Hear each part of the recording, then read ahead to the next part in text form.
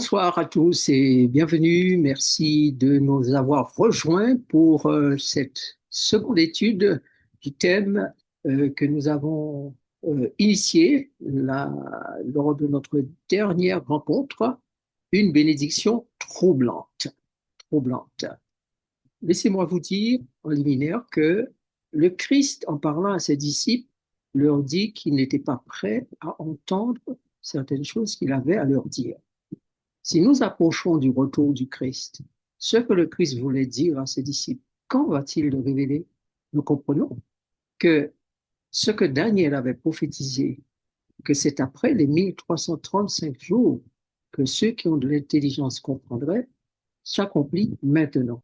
Et si nous ne cherchons pas à comprendre les vérités pour notre temps, maintenant, quand allons-nous commencer à chercher et à comprendre? Comme je l'ai dit la dernière fois, la Bible doit commencer à être lue différemment pour le plus grand nombre. Certains la lisent déjà comme ça, et c'est tant mieux, mais c'est une petite minorité qui le fait. Et malheureusement, ceux qui veulent enseigner, montrer comment lire la Bible, et comprendre les choses différemment, accepter de désapprendre, de beaucoup désapprendre, comme dit White pour réapprendre, ceux-là ne sont pas bien vus parce qu'ils dérangent, parce que la doxa n'est pas la même, parce que l'enseignement semble trop différent de ce que nos pionniers ont reçu, ont appris. Vous voyez, les pionniers n'étaient rien d'autre que des personnes existant avant les 1335 jours. Puis d'autres qui sont venus après les 1335 jours ont pris du mal à comprendre et sont morts toujours n'ayant pas compris ce qu'ils auraient dû comprendre. Puisque le message de 1888, où Dieu voulait donner son esprit pour que le message soit bien compris, ce message n'a pas été accepté. Donc, un retard a été pris. Et ce n'est pas nouveau, puisque Jésus l'avait déjà annoncé qu'il y aurait eu un retard. Lorsque les 10 vierges vont à la rencontre de l'époux, la Bible dit que l'époux a du retard. Donc, il était normal qu'un retard se prenne et que beaucoup de choses qui devaient être comprises au moment où les vierges sont en train d'aller à la rencontre de l'époux ne soient pas comprises. Donc, pas étonnant qu'elles sortent maintenant, que certaines personnes reçoivent l'intelligence pour comprendre les choses autrement et partager cela avec les autres. Ce n'est pas facile de sortir des habitudes, ce n'est pas facile de sortir des sentiers battus. Et je vous félicite d'avoir fait le choix d'être avec nous lors de ces différentes études pour lire les choses différemment, les comprendre différemment et se réjouir avec tous ceux qui sont censés être heureux, selon Daniel chapitre 12, verset 12, lorsque les 1335 jours seront terminés. Voilà. Alors, ceci dit, partageons notre écran et commençons l'étude du soir. Lors de notre dernière étude, nous nous sommes interrogés sur le côté troublant de la bénédiction donnée par Isaac à Jacob.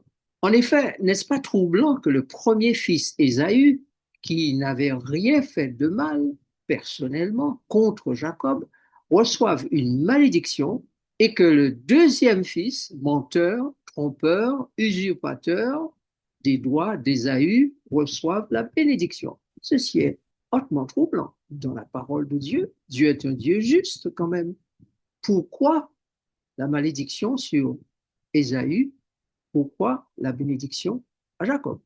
Chers amis et auditeurs, le plan de Lucifer, l'ange déchu, devenu le diable et Satan, le serpent ancien, dans l'éternité passée, était de faire fonctionner les serviteurs du royaume avec une autre nature que celle qui leur fut donnée par Dieu le Créateur, le Père, pour, afin qu'ils œuvrent comme ses serviteurs.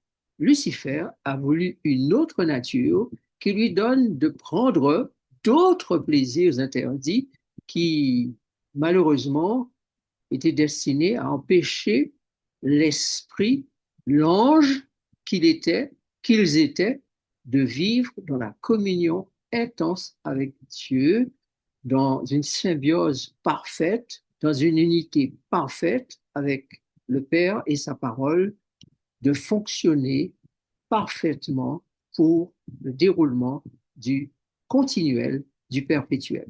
Comme vous le savez, si vous l'avez déjà étudié dans la Bible, si vous l'avez déjà compris, un jour, Dieu va créer un type de corps qui fonctionnera en parfaite harmonie avec l'esprit.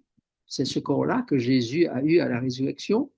Mais celui qui avait imaginé Lucifer, qu'il voulait avoir, selon ses idées à lui, Dieu a démontré largement depuis l'entrée du péché dans le monde que ce corps-là et l'esprit de Dieu sont incompatibles.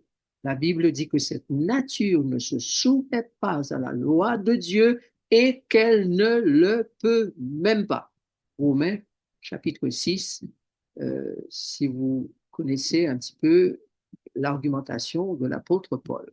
Dieu a l'intelligence, n'est-ce pas, pour retourner la folie satanique contre lui et à sa gloire. Alors la terre ou la matière devenue chair sera la mère de ces êtres d'un ordre nouveau. Donc, en créant un ordre nouveau de créatures selon les désirs et la volonté du diable de faire fonctionner le royaume de Dieu et les serviteurs de Dieu, Dieu va donc créer un ordre nouveau d'anges. Mais il va faire la chose de façon extraordinaire. Et lorsqu'Adam et Ève vont triompher de l'épreuve qui leur est donnée pour qu'ils se qualifient pour vivre comme des anges au sein des anges en lien avec les anges, eh bien, ils auraient reçu la nature parfaite, parce qu'à l'époque, Dieu ne dit pas que tout est parfait. Il dit que c'est très bon. Mais avec le très bon, il a placé l'épreuve de l'arbre de la connaissance du bien et du mal. Et si Adam et Ève avaient triomphé, avaient eu le succès dans l'épreuve, eh bien, ils seraient passés à une hauteur supérieure en étant capables de vivre pleinement comme les anges en compagnie de Dieu. Donc, Jésus nous invite à comprendre que la chair ne sert de rien. Paul nous invite à comprendre qu'elle n'héritera pas le royaume des cieux. L'esprit est tout. Donc, nous sommes des fils, nous sommes des filles de Dieu au dernier temps qui devons apprendre à fonctionner à ce niveau-là, le niveau de l'esprit. Dieu choisit de s'impliquer dans la création, la nouvelle création, n'est-ce pas, l'ordre nouveau créé, c'est-à-dire là où est le jardin d'Éden et nos premiers parents, Adam et Ève, Dieu choisit, puisque, voyez-vous, Lucifer ne peut pas donner la vie.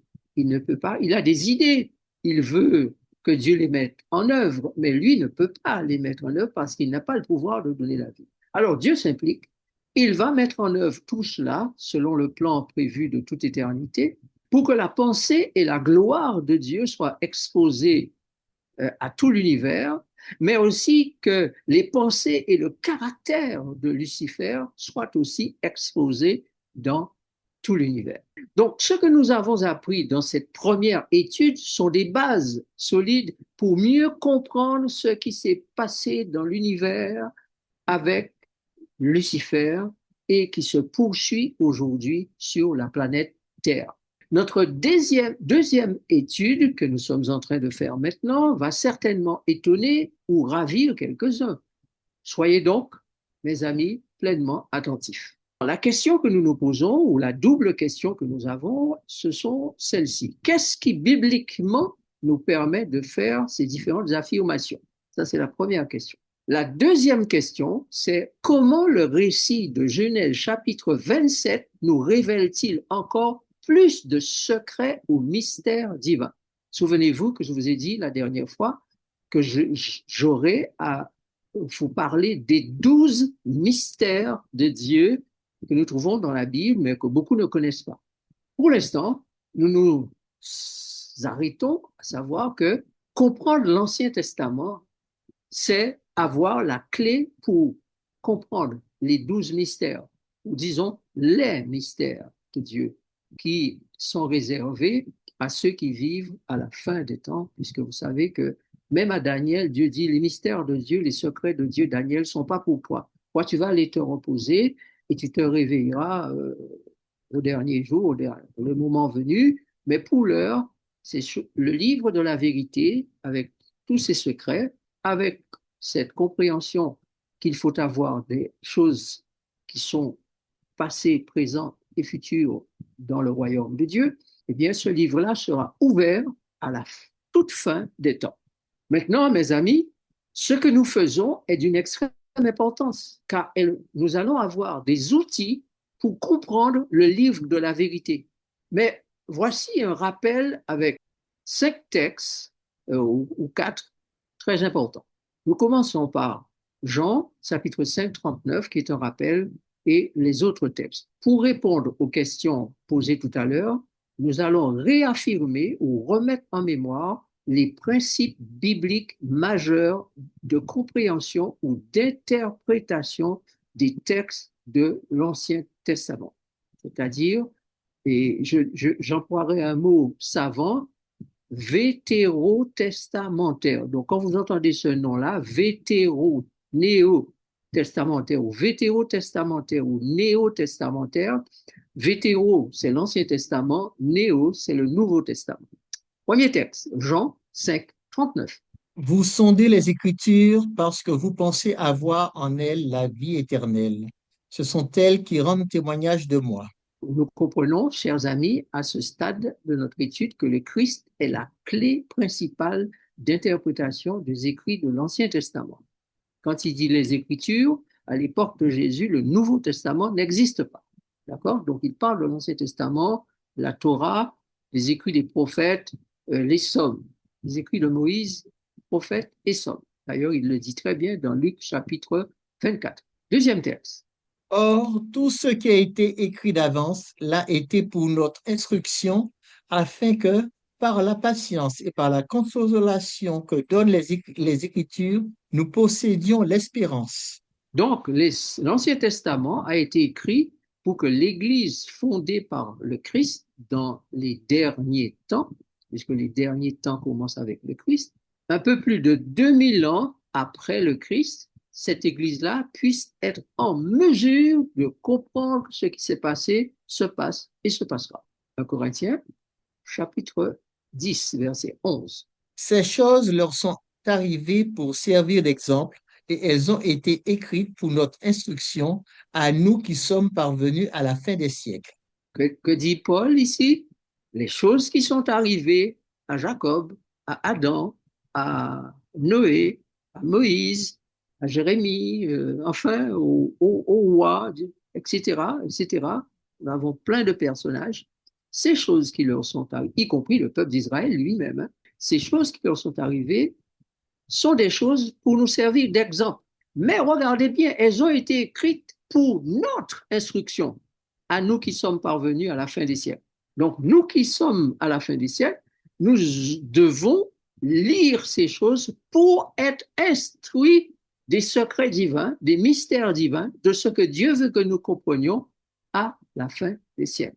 Donc, les révélations de l'Ancien Testament sont des prophéties et des informations pour que la connaissance réservée et concernant ceux qui vivent à la fin des siècles devienne une réalité.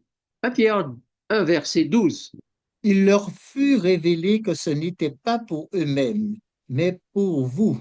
Ils étaient les dispensateurs de ces choses que vous ont annoncées maintenant ceux qui vous ont prêché l'Évangile par le Saint-Esprit envoyé du ciel et dans lesquels les anges désirent plonger leur regard. Donc, ceux à qui Pierre écrit ces paroles vivent dans les derniers temps, puisque les derniers temps ont commencé avec Jésus.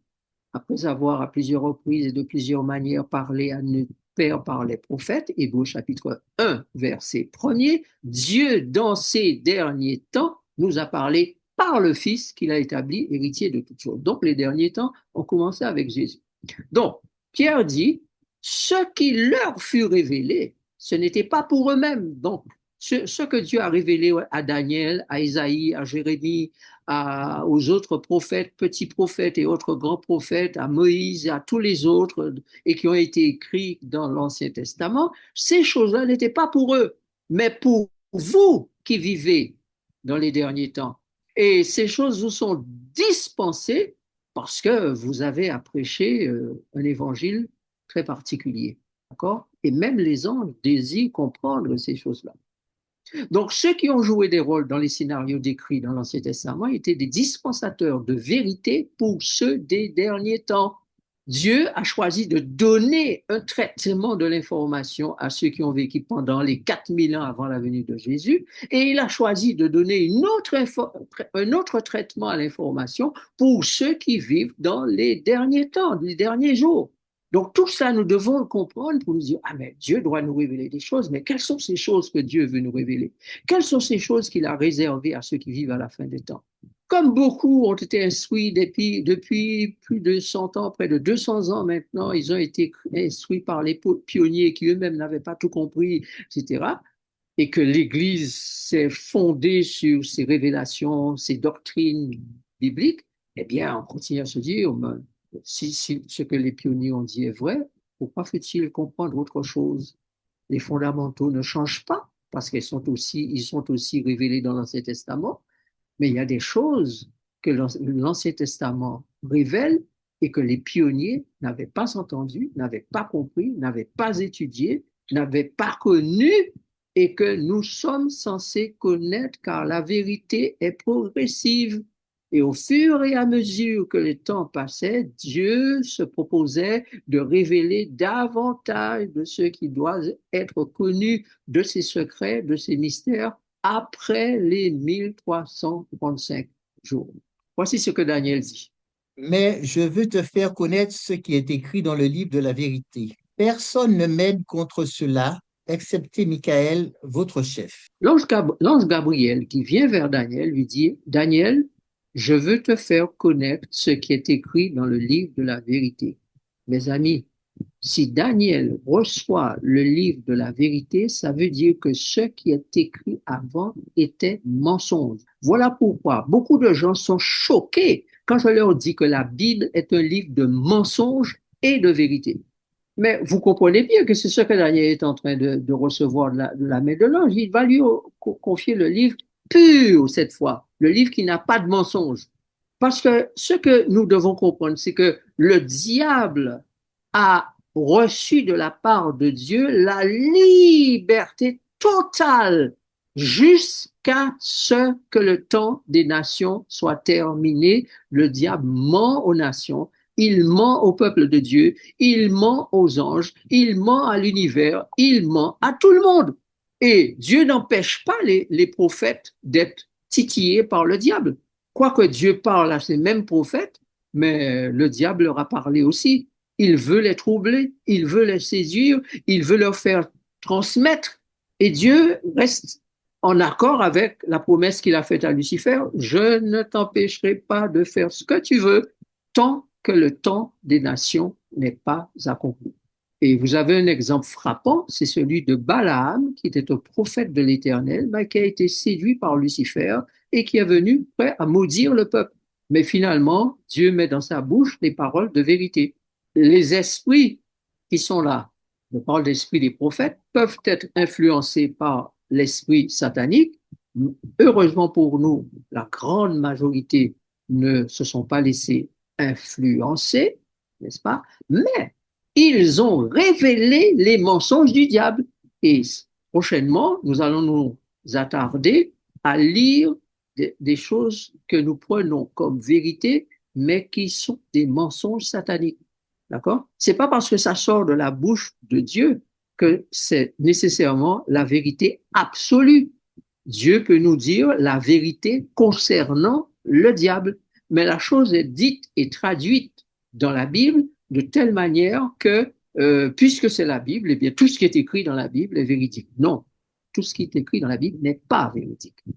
C'est de l'information que nous avons pour être au courant, pour protéger, pour nous protéger sophisme du diable. Dieu nous révèle ce qui est mensonge du diable et ce qui vient de lui en tant que vérité. D'accord? Donc, poursuivons et comprenons que le temps est maintenant à Christ. Depuis plus de 2000 ans, le Seigneur Jésus œuvre pour que finalement toute la vérité soit révélée. Depuis 1844, Michael s'est levé pour les derniers instants du monde, pour le jugement, pour rassembler son peuple, pour prendre la défense de son peuple. Et quoi de mieux pour prendre la défense de son peuple que de lui révéler la pure vérité. Car Michael, Jésus, veut obtenir des serviteurs vierges et fidèles, saints et irréprochables. Sanctifie-les par ta parole est la vérité. Donc c'est par la connaissance de la vérité que Dieu va donner la virginité, la fidélité, la sainteté, l'irréprochabilité au sein des derniers jours.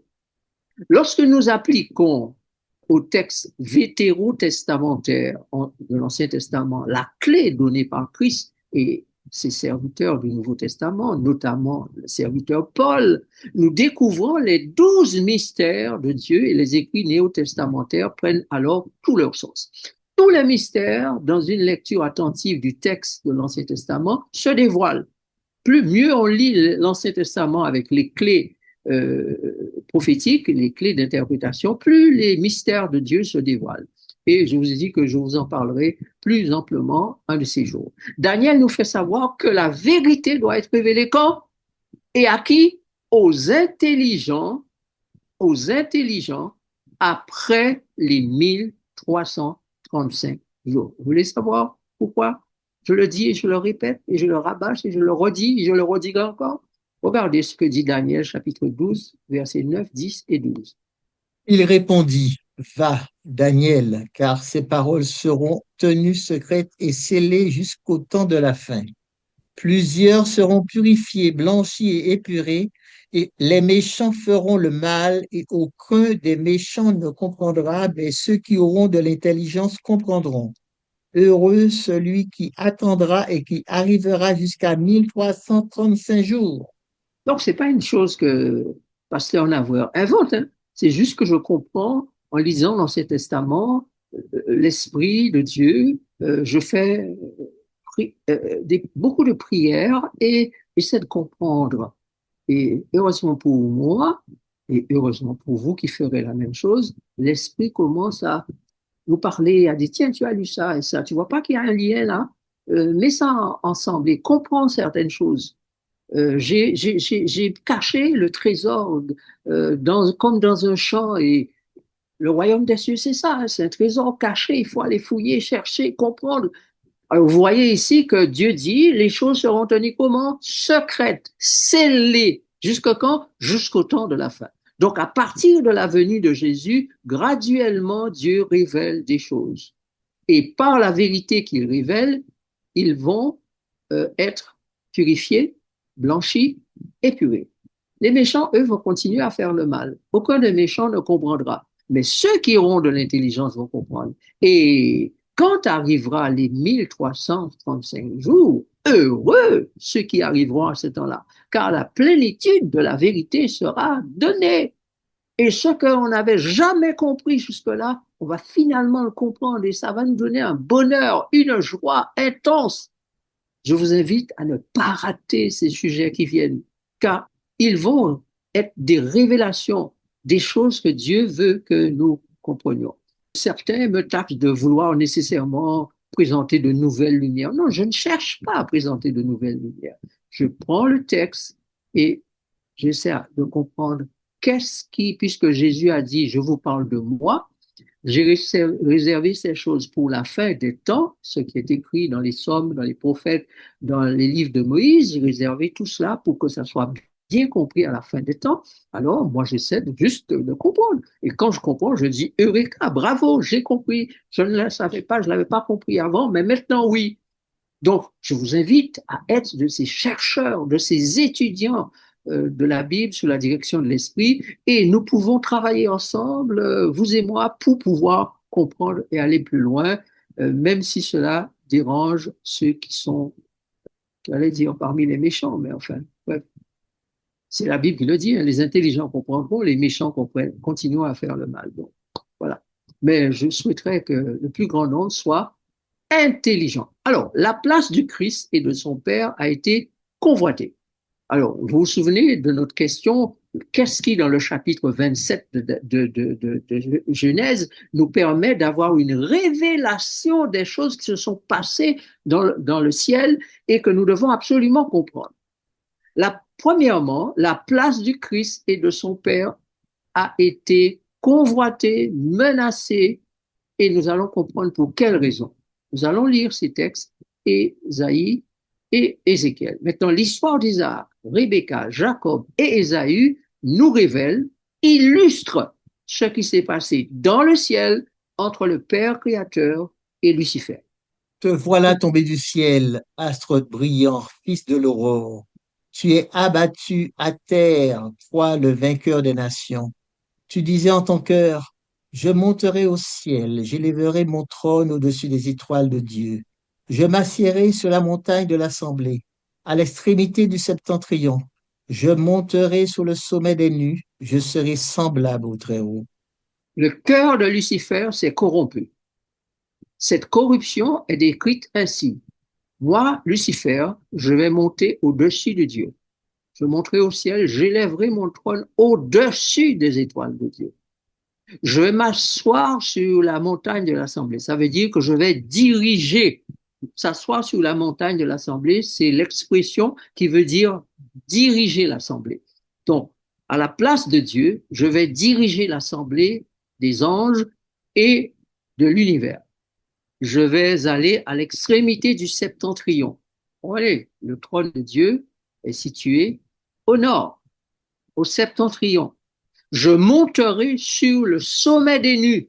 Je serai semblable au Très-Haut. Donc, vous voyez bien que la place de Dieu a été convoitée. Donc, ce que Ésaïe nous dit, l'Éternel a permis à Moïse de l'écrire avec l'histoire de Jacob, d'Isaac, de Jacob et d'Ésaü et de Rebecca.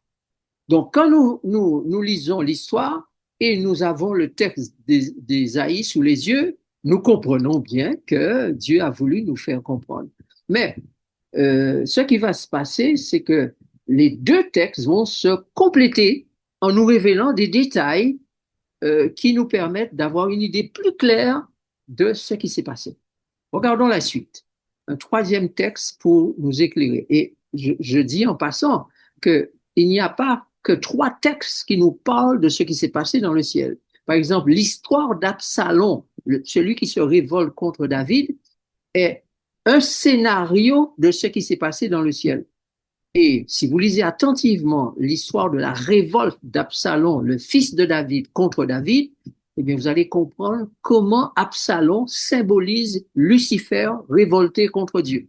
Et là encore, nous avons plus de détails de ce qui s'est passé dans le ciel. Donc, tout au long, à travers l'Ancien Testament, Dieu nous donne les détails de l'histoire de la grande controverse et nous permet d'admirer la gestion impeccable et parfaite et extraordinaire de Dieu du conflit entre le bien et le mal. Ça nous permet d'aimer Dieu davantage, de grandir en amour pour Dieu.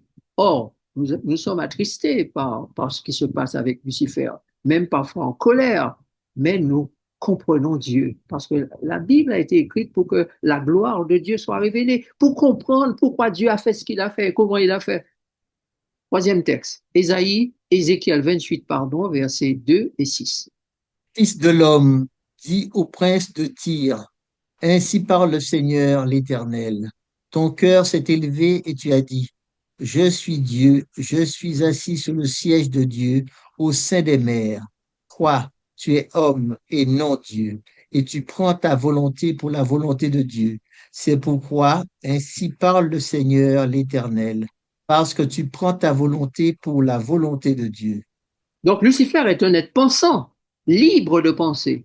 Quand Dieu crée ses créatures libres de penser, il ne crée pas des robots dans le ciel, dans l'univers, pour être manipulés, dirigés à distance.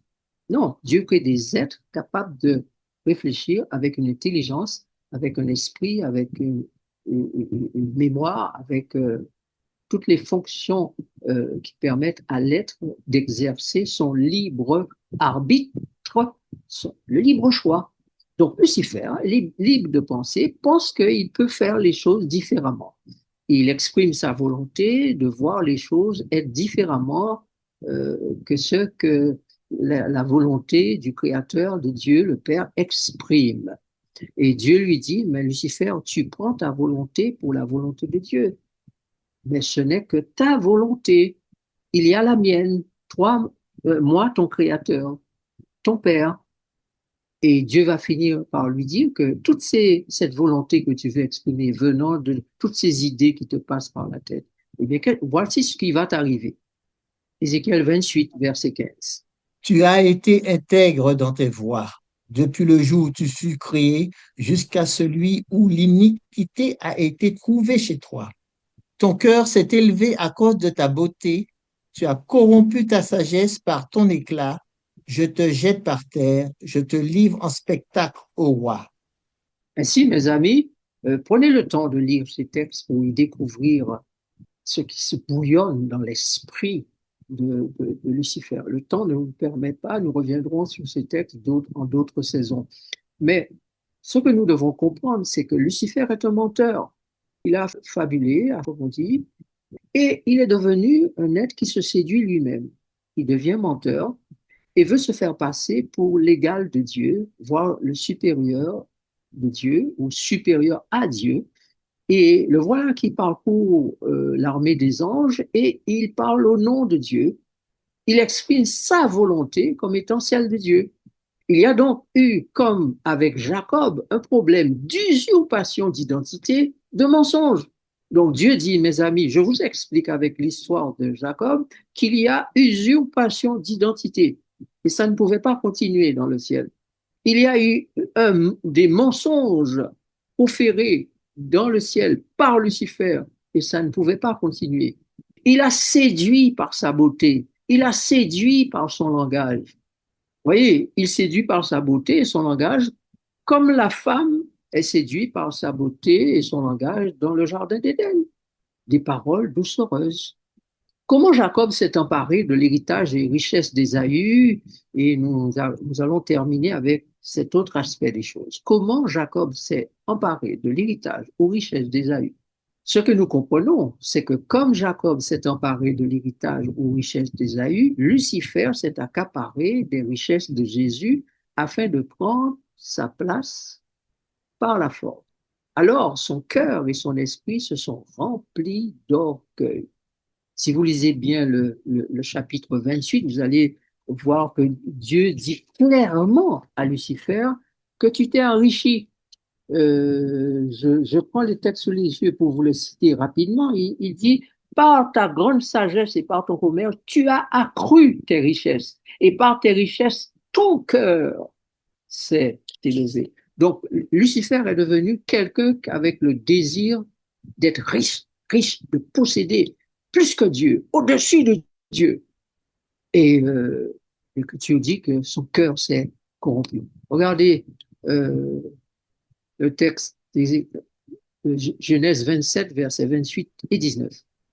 Que Dieu te donne de la rosée du ciel et de la graisse de la terre, du blé et du vin en abondance. Que des peuples te soient soumis et que des nations se prosternent devant toi. Sois le maître de tes frères et que les fils de ta mère se prosternent devant toi. Maudit soit quiconque te maudira et béni soit quiconque te bénira. Maintenant, comprenez bien une chose, mes amis, à ce stade. Ne vous fatiguez pas et ne vous endormez surtout pas. Voici un moment crucial.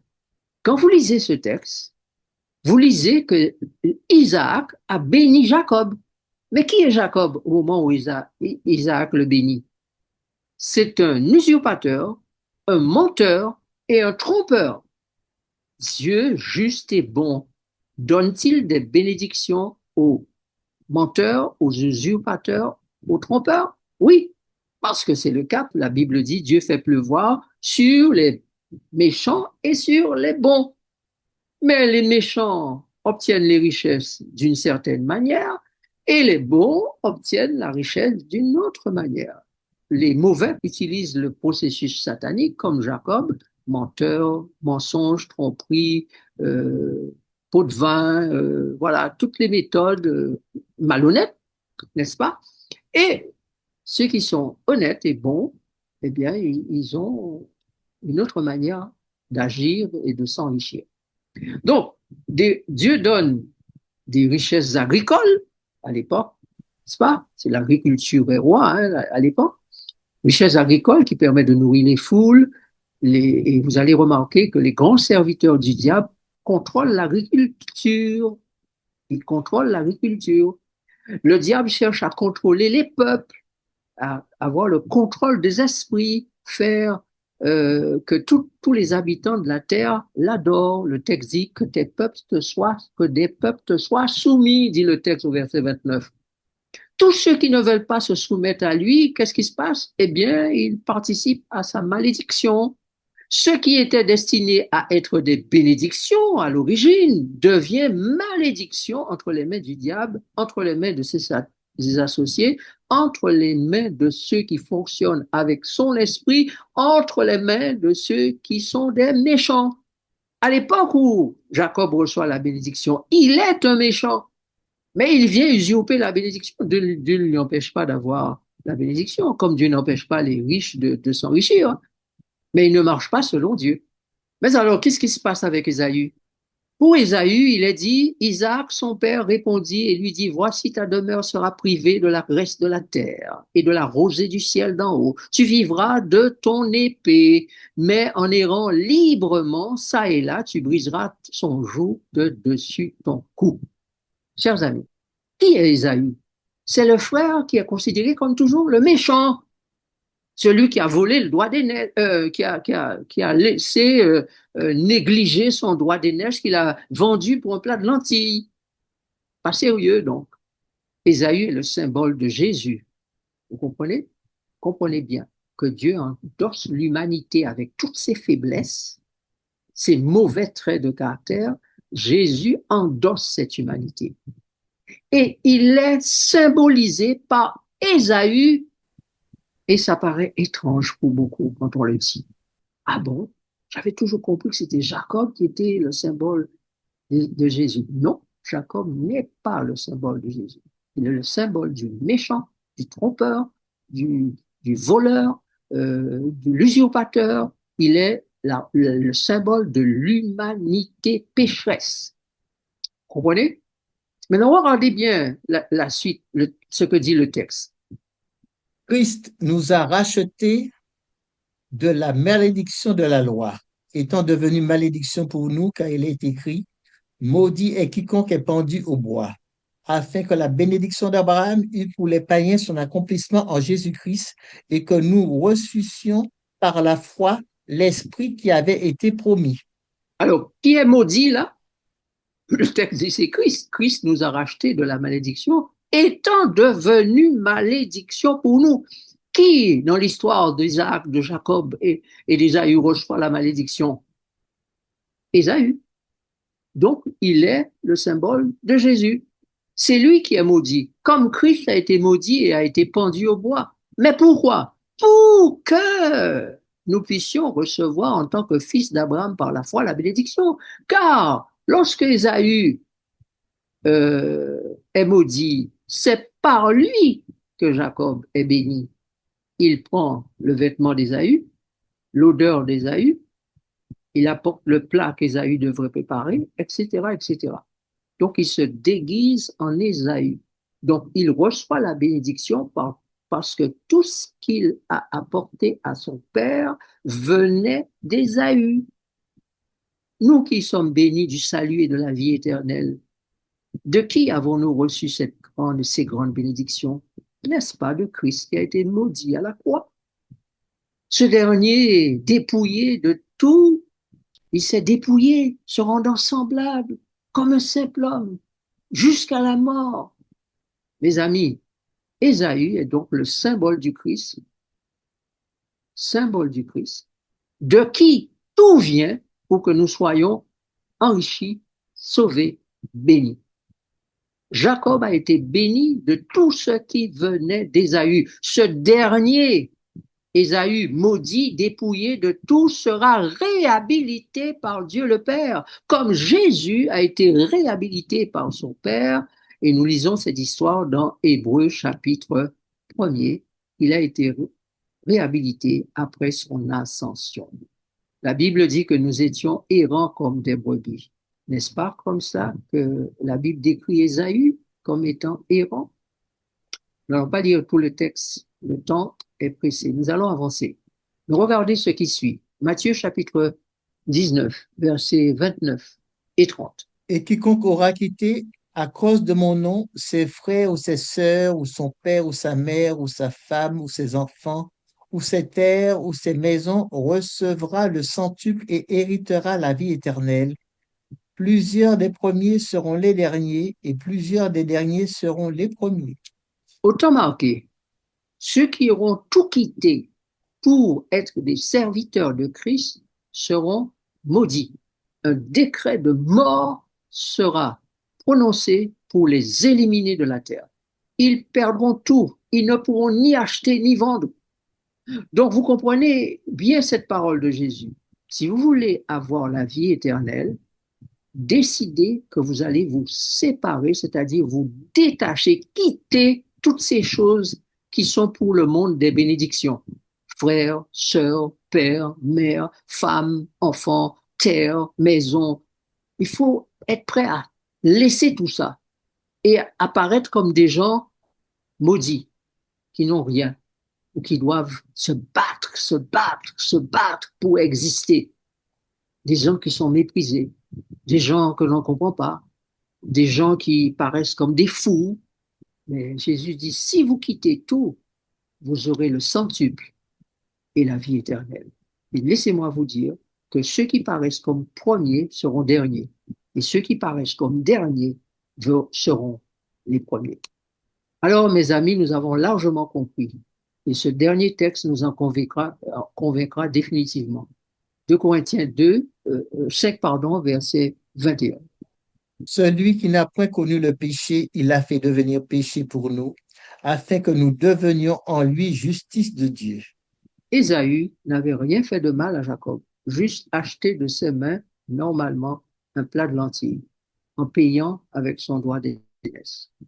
Il n'avait pas agressé Jacob, il n'avait pas menti sur lui, il lui avait rien pris qui parle de force ou voilà, il a fait un beau cantage, on peut dire en créole.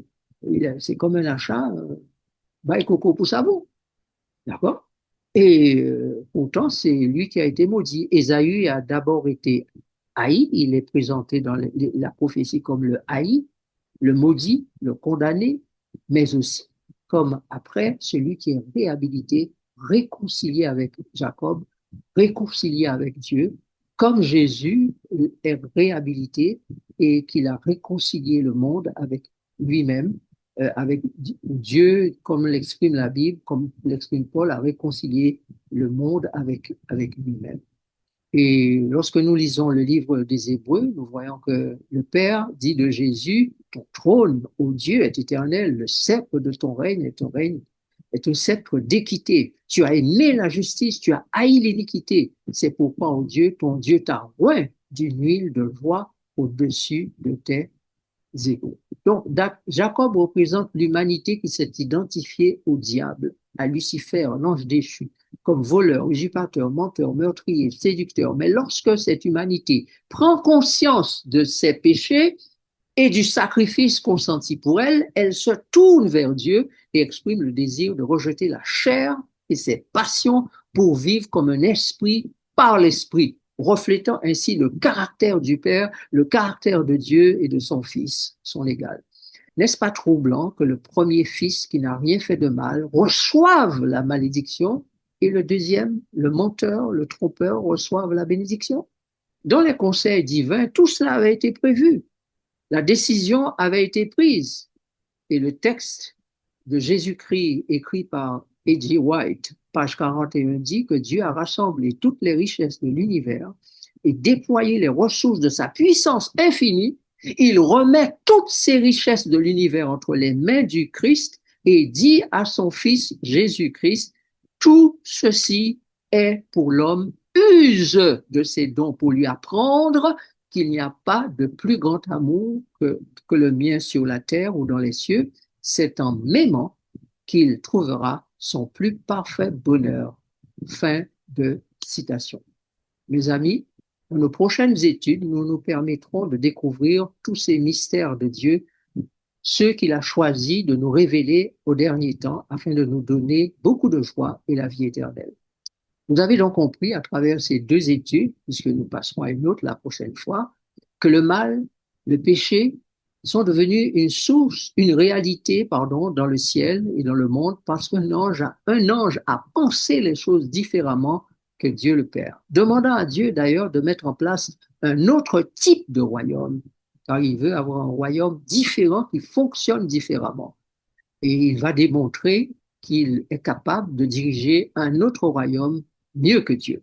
Dieu lui donne le royaume, la terre. Et voyez ce qu'il en a fait. Il s'est corrompu et il a corrompu l'humanité. Alors, je vous invite à relire l'Ancien Testament avec ses idées, ses pensées, à voir comment Dieu va traiter le mal, le bien et le mal. Dieu a envoyé Jésus-Christ qui a réussi pour nous à crucifier la chair et ses désirs, la chair et ses passions, et à vivre selon l'Esprit. Mais ce Jésus était errant, maudit, dépouillé, mais, et surtout, réhabilité. Nous, en tant que fils et filles de Dieu, nous sommes appelés à faire de même, c'est-à-dire à nous dépouiller pour être après habillés de la robe blanche, de la robe de justice. Nous devons nous dépouiller de ce que nous avons, ce que nous revêtons. Je dis à tous, comme Jésus et Paul, marchons donc selon l'esprit et nous n'accomplirons pas les désirs de la chair, car la chair ne sert de rien et elle n'héritera pas le royaume des cieux selon la Bible. L'heure est donc à quoi? Dépouillement, renoncement à soi-même et à tout ce qui pourrait nous éloigner de Jésus notre Maître. L'heure est au port de la croix pour aller à la mort du vieil homme et la résurrection de l'homme nouveau, à la naissance d'un être nouveau, né de l'Esprit. La question est, veux-tu prendre cette voie-là sérieusement? Pas simplement une voie de religion, quelle qu'elle soit. Tu es entré en religion, tu as accepté une religion, tu as entendu l'évangile, tu es rentré dans une église. C'est parce que Dieu attend maintenant. C'est parce qu'il attend que tu te sentes confortablement, avec un grand confort dans une église où tu es convaincu que c'est là qu'est la vérité. C'est parce que Dieu attend de toi, ni de moi d'ailleurs. Il attend du dépouillement, du renoncement à soi-même, de quitter tout ce qu'il faut quitter. La question est, sommes-nous prêts à faire ça, être dépouillés de tout, être traités comme fous, maudits, voilà, les gens qui ne savent pas, qui sont sans intelligence, est-ce qu'on est prêt à traiter plus comme ça et ensuite être réhabilité par Dieu, recevoir la bénédiction éternelle? Voilà la question qui se pose maintenant à tout un chacun. Es-tu prêt à prendre ce chemin-là pour l'amour de Dieu et de son Fils Jésus qui ont tout donné pour toi et moi? C'est la fin de notre étude. Prions. Notre Dieu, merci pour ce moment que nous avons partagé. Merci pour les révélations de ta parole.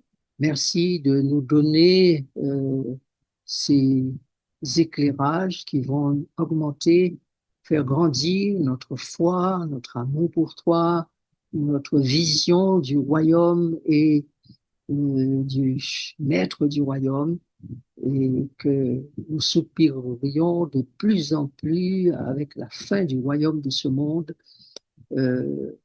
et notre établissement, notre retour à la maison du Père dans le royaume éternel, le royaume de gloire. Prépare-nous à cela, nous te prions. Au nom de Jésus. Amen.